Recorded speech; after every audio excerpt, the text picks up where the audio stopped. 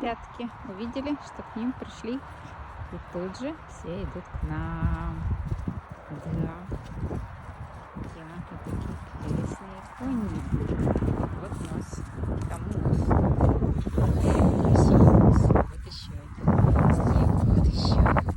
Да. Вот столько интересных носиков. Все тут. Увидели человека, сразу же все пришли.